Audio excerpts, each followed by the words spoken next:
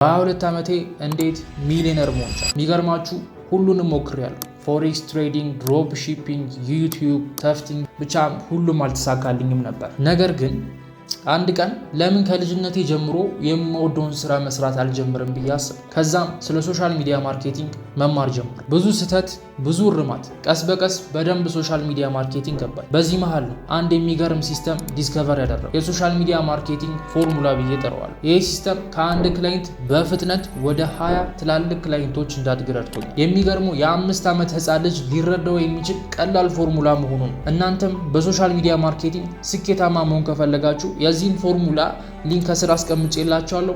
ኦንሊ 900 ብር ብቻ ነው ኮስት የሚያደርጋችሁ። ባክ ቱ ሪያሊቲ። ታሪኩ ሙሉ ለሙሉ እውነት አይደለም፣ ነገር ግን ይሄ እናንተ ታሪክ ሊሆን ይችላል። ፕላስ የፈለጋችሁትን ነገር በቀላሉ ለመሸጥ የምትጠቀሙበት ጥሩ ፍሬምወርክ አውት ነው።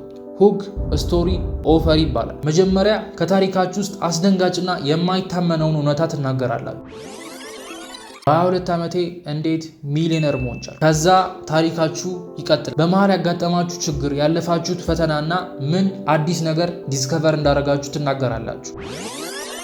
ይህ ሲስተም ከአንድ ክላይንት በፍጥነት ወደ 20 ትላልቅ ክላይንቶች እንዳድግ ረድቶኛል። በስተመጨረሻም ለሁሉም መፍትሄ የሆነውን ሚስጥር ኦፈር ታደርጋላችሁ። ሊንክ ከስር አስቀምጬላችኋለሁ። ኦንሊ 900 ብር ብቻ ነው ኮስት የሚያደርጋችሁ። ሰዎች ኢንፎርሜሽን ሳይሆን ታሪካችሁን ነው የሚገዙት። ይህን ፍሬምወርክ በደንብ ፕራክቲስ አድርጉት። ከፈለጋችሁ ኮርስ፣ ፕሮዳክት፣ ሰርቪስ የፈለጋችሁትን በቀላሉ መሸጥ ትችላላችሁ።